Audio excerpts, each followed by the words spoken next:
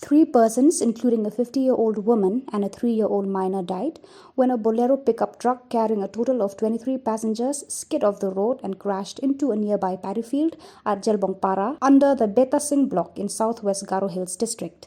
Among the injured, 9 were rushed to the civil hospital at Tura for medical treatment.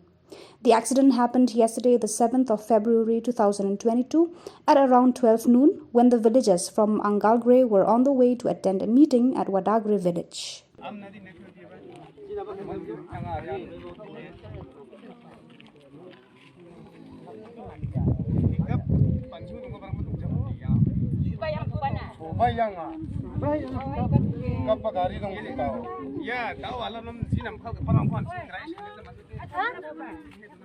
Anjing pun